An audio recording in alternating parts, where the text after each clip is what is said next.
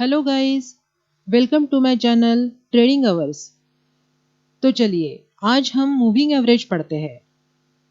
Moving average ऐसा indicator है जिसको यूज करके दूसरे इंडिकेटर बने हैं, जैसे MACD यानी मूविंग एवरेज कन्वर्जेंस डाइवर्जेंस।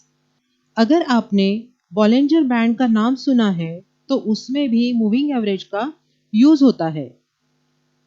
अगर मूविंग एवरेज को लेके कोई और इंडिकेटर बनता है तो सोचो मूविंग एवरेज खुद कितना स्पेशल एंड पावरफुल इंडिकेटर होगा। इसलिए मूविंग एवरेज क्या है ये हमें पढ़ना चाहिए। मूविंग एवरेज इस दो वर्ड्स में ही उसकी डेफिनेशन छुपी है।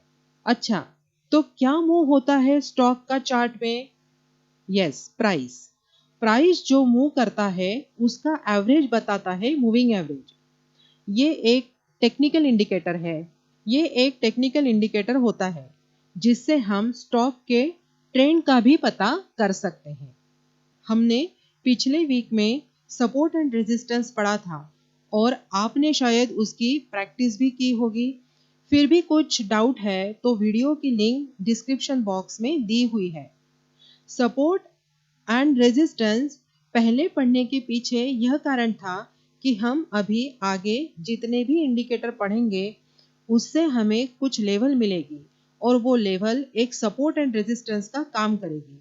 और ये जो लेवल मिलेगी जिस पे आप बाय एंड सेल कर सकेंगे, राइट? इसका भी यही जॉब है, सिर्फ एंड सिर्फ सपोर्ट एंड रेजिस्टेंस प्रोवाइड करना। मूविंग एवरेज एक ट्रेंड फॉलोइंग इंडिकेटर है। बेसिकली ये प्राइस के मोमेंट पे चलता है, यानी जिस प्रकार प्राइस मूव होती है उसी प्रकार मूविंग एवरेज का मोमेंट होता है। मूविंग एवरेज कैंडल के क्लोज प्राइस के हिसाब से मूव करता है। अभी हम देखते हैं type of moving average. First SMA, second is EMA। अभी SMA यानी सिंपल मूविंग एवरेज, जिसे हम सिर्फ मूविंग एवरेज MA भी कह सकते हैं। इसका कैलकुलेशन बहुत सिंपल होता है।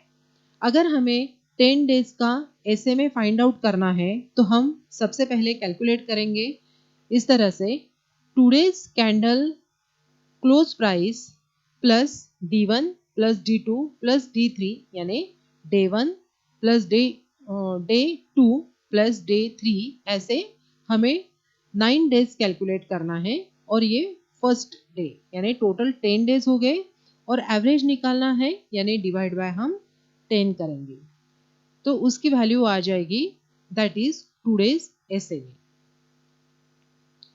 फिर हम देखते हैं EMA, that is exponential moving average. यह कैलकुलेट करना डिफिकल्ट होता है।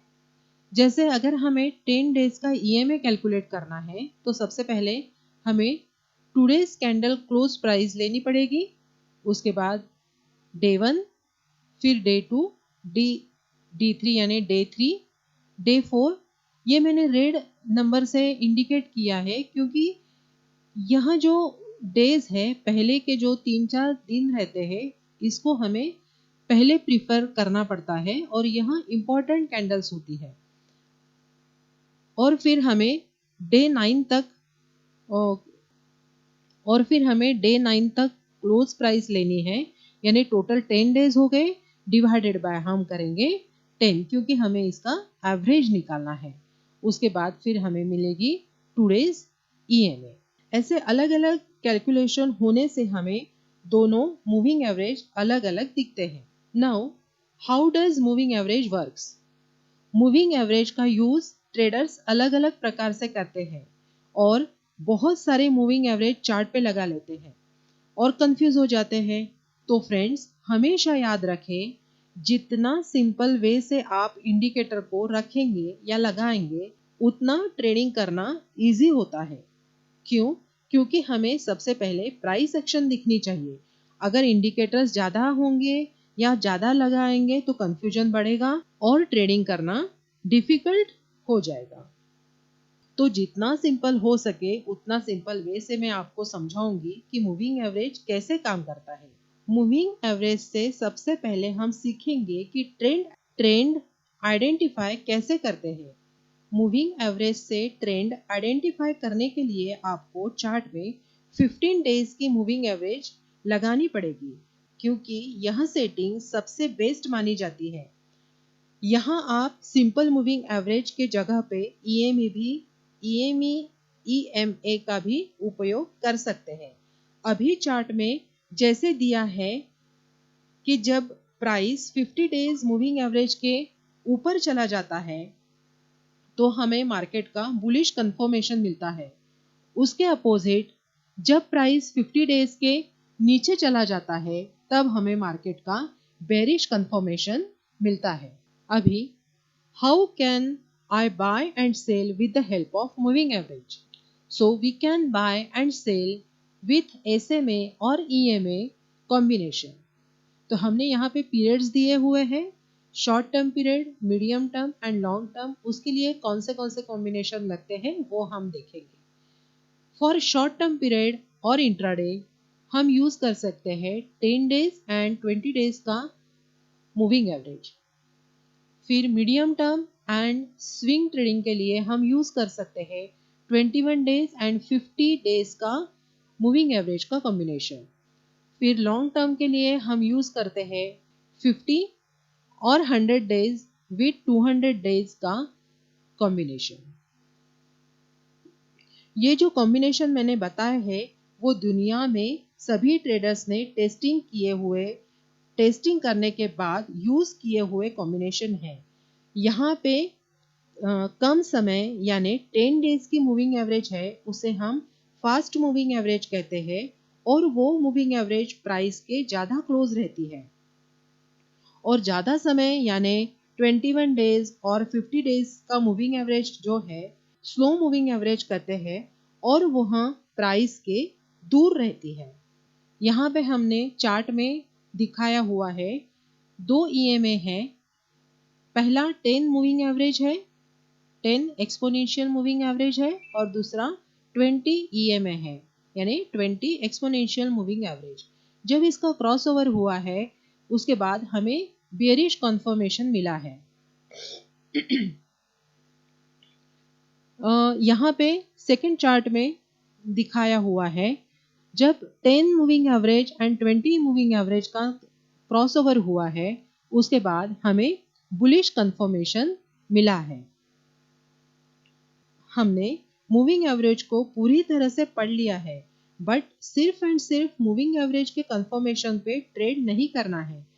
हमारी सबसे पहली स्टेप हमेशा रहेगी कि हमें support and resistance find out करने हैं, और उसके बाद एक एक इंडिकेटर ऐड ऑन करते जाना है फॉर सेकंड कंफर्मेशन। तभी जाके हमारा ट्रेड करेक्ट होगा और ट्रेडिंग की एक्यूरेसी बढ़ेगी। जैसे अभी मैंने ये चार्ट का एग्जांपल दिया हुआ है, यहाँ पे हमने दिखाया है कि ये एक सपोर्ट लाइन है जहाँ पे 1 2 3 4 5 बार सपोर्ट टेस्ट हुआ है। उसके बाद यहाँ पे सपोर्ट लेके प्राइस ऊपर चली गई है, और फिर से वही इंपॉर्टेंट की लेवल से हमें मूविंग एवरेज का क्रॉसओवर मिला है, यानी 10 मूविंग एवरेज और 20 मूविंग एवरेज का क्रॉसओवर मिलने के बाद हमें बुलिश कंफर्मेशन मिलता है। तब जाके हम यहाँ पे बाइंग की अपॉर्चुनिटी फाइंड आउट कर सकते हैं। सेम एग्जांपल फॉर सेलिंग, यहाँ पे हमने एक रेजिस्टेंस की लाइन मार्क की हुई है। यहाँ हमें 1 2 एंड 3 एंड 4 टाइम्स रेजिस्टेंस को टेस्ट किया है।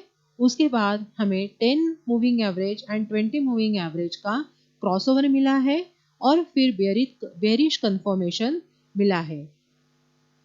तो यहाँ पे हम सेलिंग की अपॉर्चुनिटी क्रॉसओवर के बाद फाइंड आउट कर सकते हैं। Thank you so much. अगर आपको यह वीडियो पसंद आई है तो please like, subscribe and share this video.